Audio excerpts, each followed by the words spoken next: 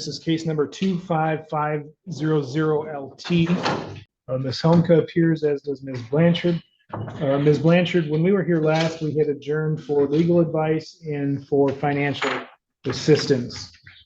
Were you able to apply for financial assistance? Yeah, I still have pending things that I haven't gotten a resolution one way or another on.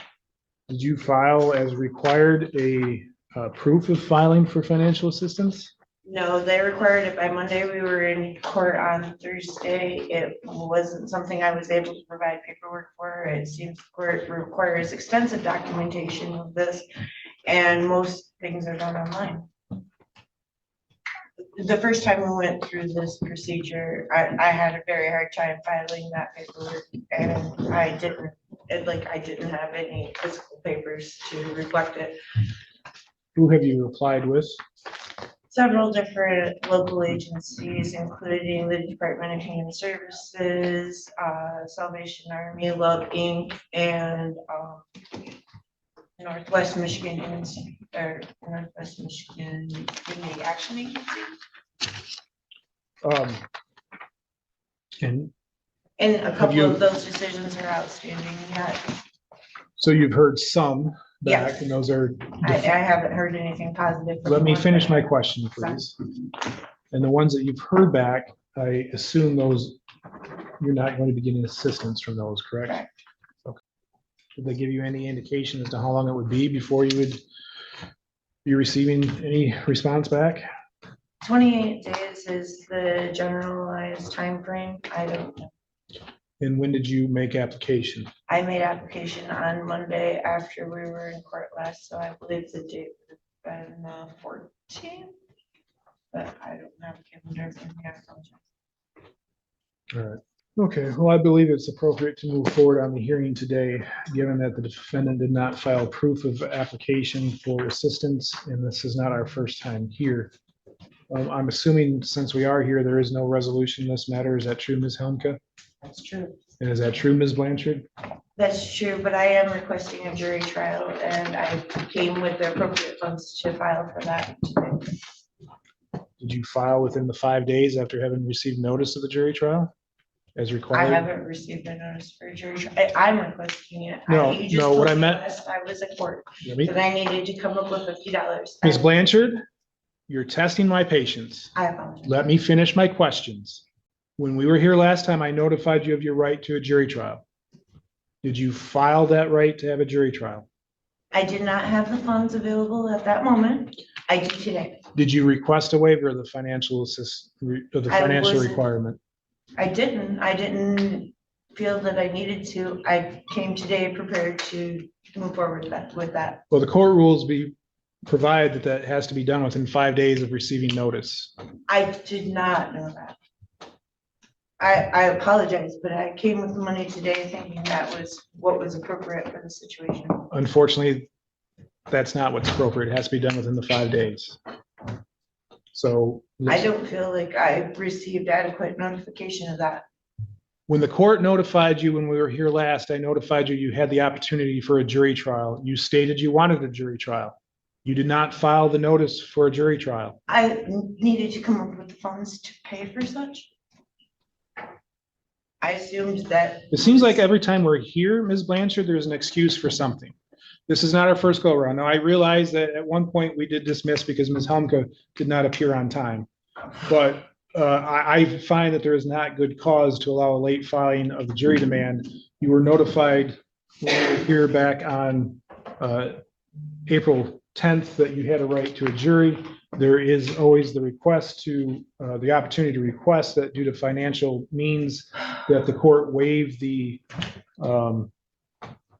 financial requirement or the filing fee for a jury demand. That was not presented. The court has not received proof of you applying for assistance. So as such, I find there is not good cause to allow a late filing of a jury demand. Ms. Helmke, are you prepared to move forward today?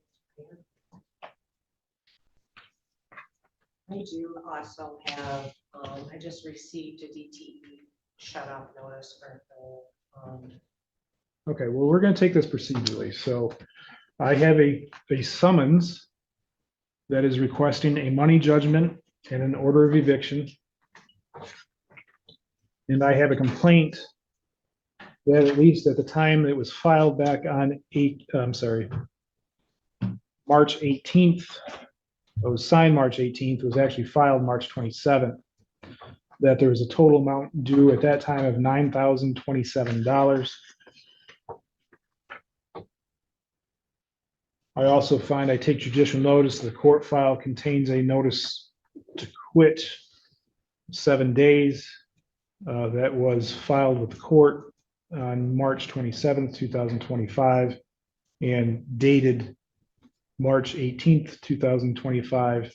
The proof of service or the certificate of service says that was mailed by first class mail on March 18th of 2025, and giving the defendant 7 days to either vacate the property or pay the $9,027 owing. Before we begin, if you both raise your right hands, you both solemnly swear or affirm that the testimony you give today will be the truth, the whole truth, and nothing but the truth. Yes. Ms. Homke?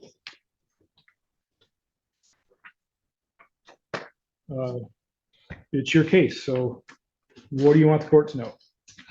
Well, I want you to know that she just received another shut off notice for DTE. And then I also have pictures of the house with the damages in it. I did not do for damages, Let's start out with the basics first. Is there a rental agreement in this case? yes. And how much is the monthly rental amount? The monthly rental amount went up to $800 on the 1st of August. Of 24? Yes. Where is the property located? 7085 Ponderosa Drive, Cadillac, Michigan, 9601. The court will take judicial notice that lies within Wexford County. Yes, At the time that the rent went up to $800 on August 1st, was the defendant current on her rent? she was. I mean, she got behind a little bit, but she was bringing me money. She worked a farmer's market. Okay. So she would bring me a little bit of money every time she got paid. So on August 1st of 24, she owed $0 to you. I forgot my paper. I'm not quite sure without looking at my paper.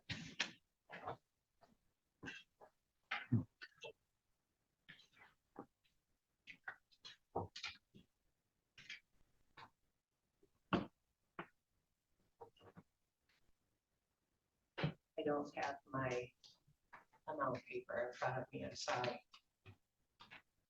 I do have it in the car in another folder. So then moving forward from August 1st of 2024, when was her rent due? Her rent is due the 1st of every month. Okay.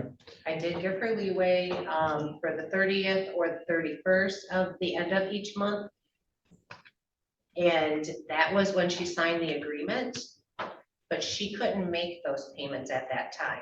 So we moved it to the 1st, and then she had a leeway of 10 days Okay. before I charged the late fee. So on August 1st, that the rent due August 1st would have been for August rent or September rent?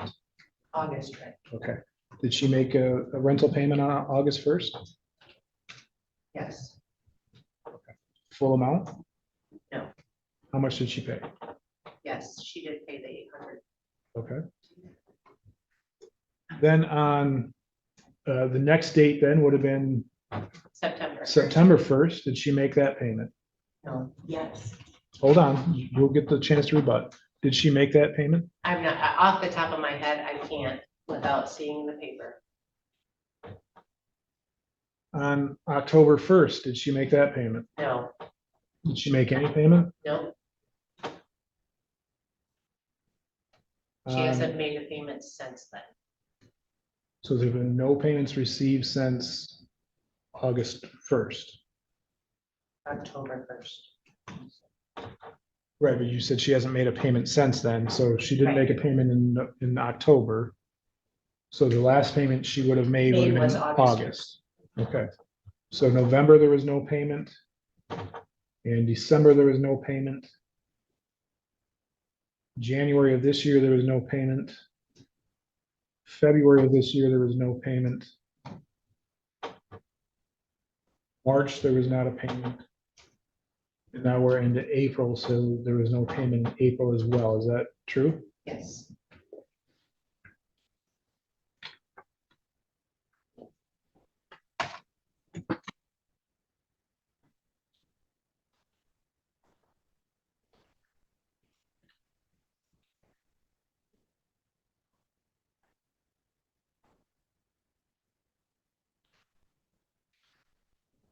And who is responsible for the electricity? She is. And have you had to pay any portion of the electricity? I have not yet. Okay. Is there gas there? Natural Yes. gas? Who's responsible to pay that? She is. Have you had to pay any portion of that? Not yet.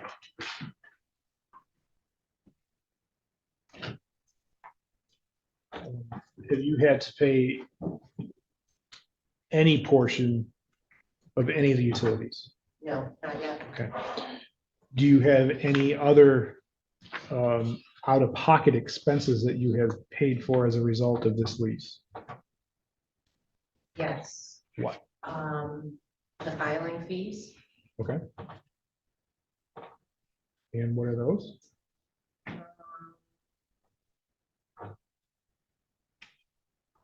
I believe, I want to say the first one was $110.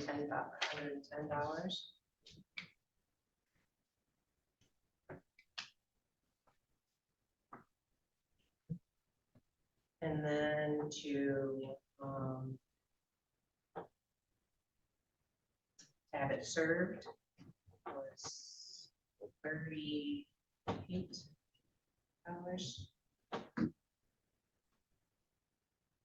Is that a question or is that, No, it was It was $38. $38? There was some change, but I can't remember the change. okay, so your court fees then were, looks like $148? Total.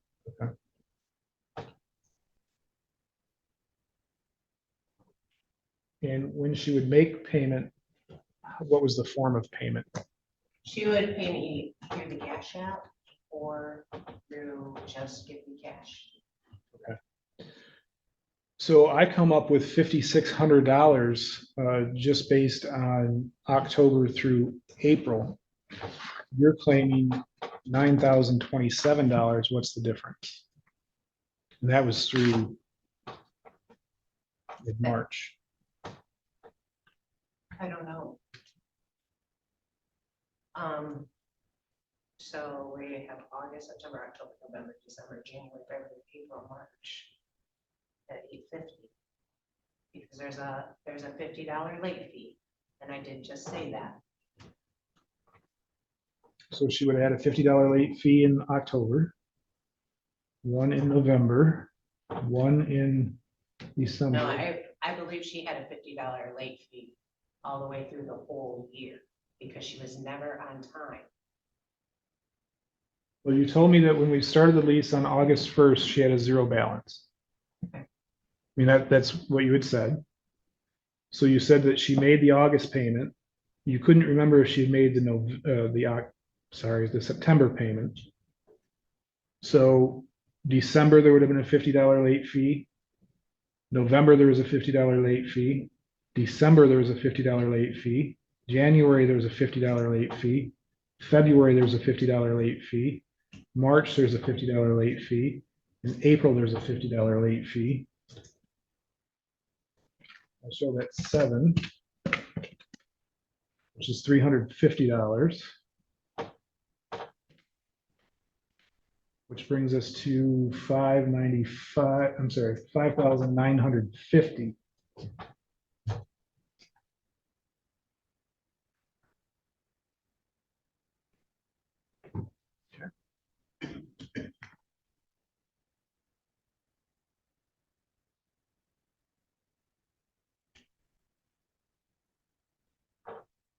Okay, so I come up with 9 times 850 is $7,650. So we're at September, October, November. Oh, she How- said September, so I'm sorry. October, November, December, January, February, March, April. So that's 9 months. Comes up I come up to with seven. $7,650. Okay, but I come up with 7 months. We've got October, November, December, January, February, March, April, May. Or, I'm sorry, we haven't got to May yet. I'm sorry. So I'm doing October, November, December, January, February, March, April. So we're at 7. Okay, Sorry, okay. my fault. So we're at 5950, and I don't know where the 9,000 came from, but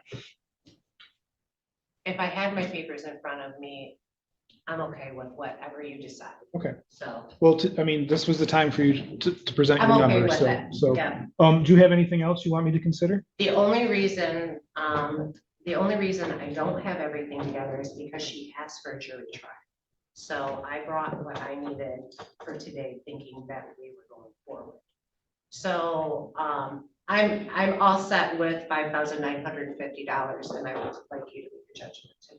Okay. Ms. Blanchard, what is it you would like me to know? That I've been in the process of being evicted since January. I don't know what my rent obligation should be, considering the fact that I've not been welcome in my own home. What do you mean by that? I mean, I have videos of her pounding on my door for 5 minutes straight at 8 o'clock in the morning, after I was hospitalized, flown to Grand Rapids as an emergency. I'm dealing with a number of health problems. I'm in the middle of a divorce. My daughter, who was helping me pay my rent when I started the lease with Michelle, left my home because of constant harassment. I've had people who were not court authorized servers deliver papers that in the middle of the night, I mean, 9, 10 o'clock at night, pounding on my door to deliver 7-day notices to quit because my rent was not paid.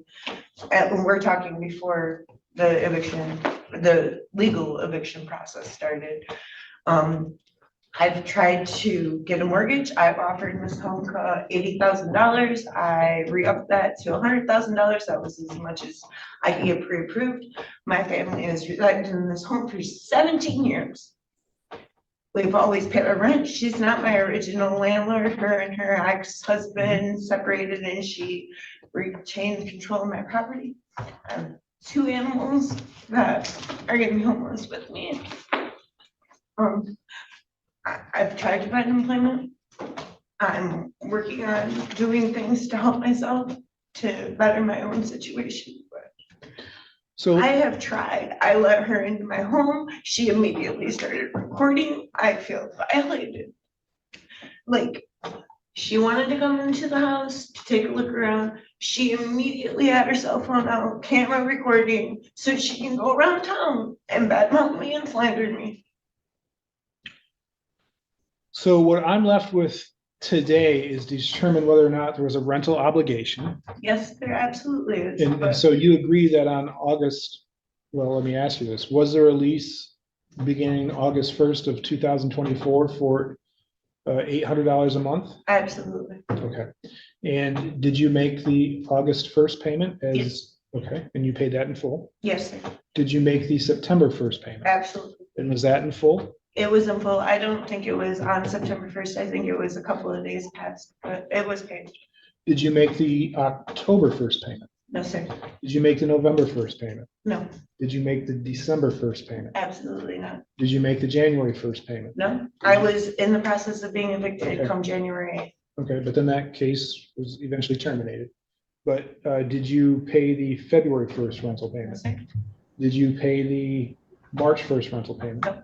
And did you pay the April 1st rental payment? No, And have you been in possession of the property during all those months? yes, sir.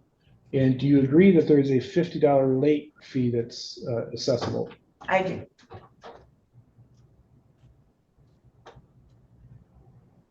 May I speak?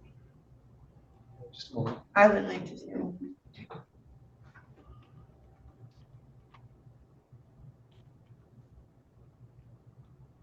And ma'am, do you agree that the property is located within Wexford County? Absolutely. Okay. Ms. Blanchard, you had something else you wanted me to know? Yeah, in October, I had problems with my hot water heater. It was referenced during the first eviction hearing. That she was concerned that the pipes might have been frozen or something like that. I had called a local area business to have them come look at the hot water heater because it wasn't functioning correctly. And and I don't know how it ended up becoming an issue with her because I had informed them of my name, my address, and please come out and look at it, and that I would pay them when the service was rendered that day. But for whatever reason, they decided to call her and she denied service to my address and essentially left me with no means of having hot water in my home. Do you have hot water now? Yeah, absolutely. I got it taken care of, but she When- completely undermined the effort. How did you get it taken care of? Oh, I found somebody who wasn't part of a company who would just come in and take care of it themselves, and I have the receipts for such. Do you have those receipts with you? I don't, because I was Sure, hoping I get it. Do you remember how much that was? $150. And did you receive reimbursement for that? Absolutely not. She actually told the Did you- company that I had contacted that they were not allowed to provide service to that address. Let me ask you, did you ask for reimbursement? I did not. You did not ask for reimbursement. I didn't. It was never my intention. How long were you without hot water? 3 days, And that was back, you said October? October. Anything else? No. Okay. Ms. Helmke, you indicated there was something you wanted to, Well, I would really like to let you know that she has been a renter of ours for 14 years. But she lost her job 2 years ago, right, Jamie? you can't answer your question, but just let me know. So she lost her job. I let her slide for 6 months without paying me rent so that she could get back on her feet. She failed to tell you that. And I never did the eviction process, never went through the step. When I knocked on her door to serve her, she was home, and I've only done that once. With the hot water heater, yes, the business did call me because she did not pay any of her bills up and asked me if I wanted them to go in to replace the hot water heater. I in turn told them no, because I could replace it myself, and I have it in an email or in a text message, calling her and also texting her to let her know that I would be there right after I got out of work to fix the hot water heater for her. She would not let me in the house, and she would not return my calls. So on that day, and she did, she got somebody that night to replace her hot water heater, and I had called repeatedly, like the next day and the day after that, to make sure that she had hot water. So I did take care of her. I would never do that. I own 5 other rentals. Ms. Blanchard, was the hot water heater replaced or repaired? It was repaired. And I did not owe the company that I contacted. That's neither here nor there. I don't take that into consideration. What I'm left to determine today is whether there or not there is a rental amount due and whether there's anything that offsets that rental amount. Now, Ms. Helmke had just stated that she had contacted you and said that she would be over to fix that hot water heater. Do you remember that? Oh, yeah, she definitely offered, but I don't believe that Ms. Humka is a licensed practicer of hot water. That's not your decision to make. Yeah, she said something about Did it. I say something that strikes you as funny? I just don't think that it's okay for somebody who's, Are you the owner of the residence? no, but I am the person who gets to deal with the fire. Okay. And so from that statement, is it true that you wouldn't let her in to fix the hot water heater? I didn't respond one way or another. I just got somebody Okay. to fix it. That's all I was originally intending to do in the first place. Okay. Ms. Blanchard, do you have any other evidence you'd like me to consider? I Ms. Helmke, do you have anything else you'd like me to consider? No, just that this has gone on long enough, and I would just appreciate you making a judgment to figure out. Okay, the court finds based on the hearing that a couple of things. One, that there was a written lease agreement in place. Two, that the property lies within Wexford County and that Ms. Helmke is the proper party. I also find that pursuant to the testimony, while there was testimony that the defendant had resided at the residence for many years, whether it was 15 or 17 years, doesn't make one way a difference to the court. What the court is concerned with is that on August 1st, there was a new lease. Plaintiff testified that at that time there was a zero balance, and that at least the August 1st payment was made. She couldn't remember whether the September payment had been made, but Ms. Blanchard testified that that September payment was made. All parties agree that the October, November, December, January, February, March, and April rents were not paid, and that the rental amount was $800. They also agree that there was a $50 late fee for each one of those months. By my calculation, that brings us to $5,600 owing in back rent and $350 owing in late fees. While I understand that Ms. Helmke may have some concerns regarding electricity and gas and some damages, those aren't direct out-of-pocket expenses at this time, so it's not appropriate for the court to consider those.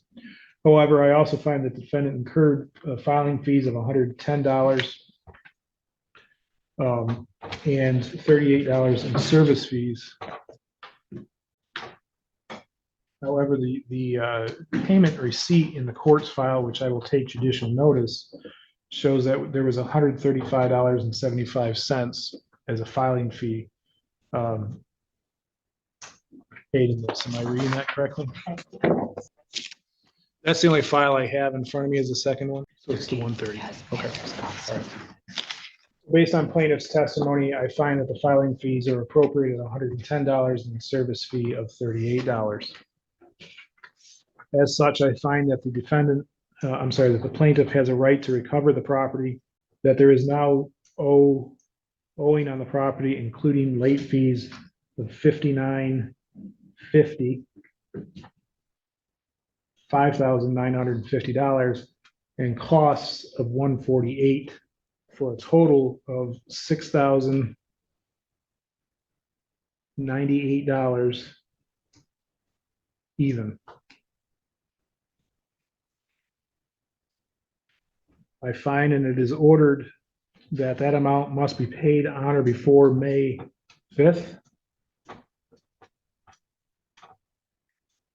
If that amount is not paid on or before May 5th, the plaintiff can request from this court an order of eviction. Additionally, the defendant may be liable for money damages for additional rent or damages after moving out of the property. The acceptance of a partial payment will not prevent the court from issuing a eviction order, and no money judgment. Well, I'm sorry. The court will enter a money judgment the amount of the $6,098. I have signed that judgment. The parties can pick up a copy of it at the front window.